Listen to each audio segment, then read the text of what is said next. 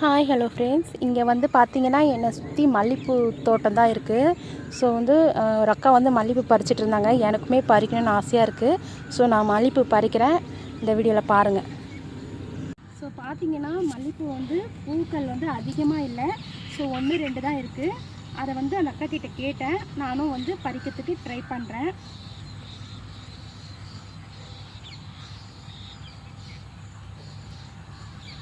So பார்த்திங்கன்னா 1-2 தான் இருக்குது. நம்ம வந்து தேடி தேடி தான் இங்கே பூ பறிக்கணும்.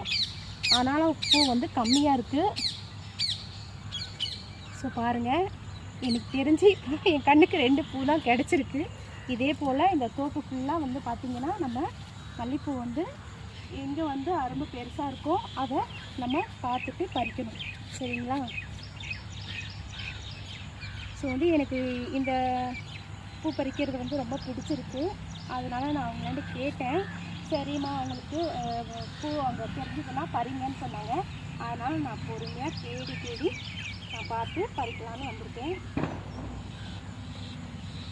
ஸோ பார்த்திங்கன்னா பூக்கள் வந்து அதிகமாக இல்லை, எங்கேயோ 1-2 தான் இருக்குது.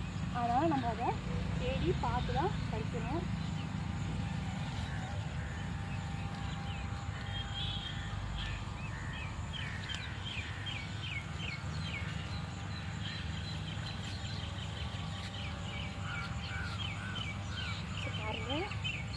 இப்போ கொஞ்சம் தான் பறிச்சிருக்கேன்.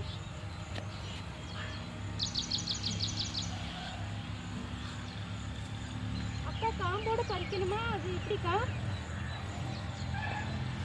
பூவே பறிச்சிங்கன்னா தனியாக வரும். ஸோ பார்த்தீங்கன்னா கொஞ்ச நேரத்தில் இவ்வளோ ஒரு கை நிறைய மல்லி பறிச்சிட்டோம். அதே மாதிரி நம்ம அருமெல்லாம் தேடி தேடி பறிக்கணும்.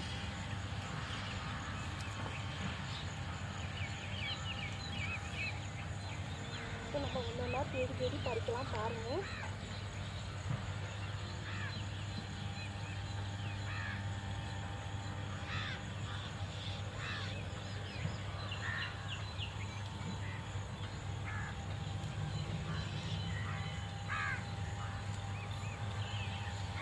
ஸோ நான் மல்லிகைப்பூ பறிக்கிறேன். இந்த வீடியோ உங்களுக்கு பிடிச்சிருந்தா மறக்காமல் கமெண்ட்டில் சொல்லுங்கள். இது என்னோட எக்ஸ்பீரியன்ஸ் எப்படி இருந்துச்சுன்னா எனக்கு ரொம்ப பிடிச்சிருக்கு. நான் மல்லிகைப்பூ பறிக்கிறது உங்களுக்கு பிடிச்சிருந்தா மறக்காமல் கமெண்ட்டில் சொல்லுங்கள். ஸோ தேடுறேன், என் கண்ணுக்கு அவ்வளோ சீக்கிரத்தில் பூ மாட்ட மாட்டேங்குது. தேடி தேடி பறிக்கிறதா இருக்குது. கண்ணுக்கு ஃபெனால் ஊற்று.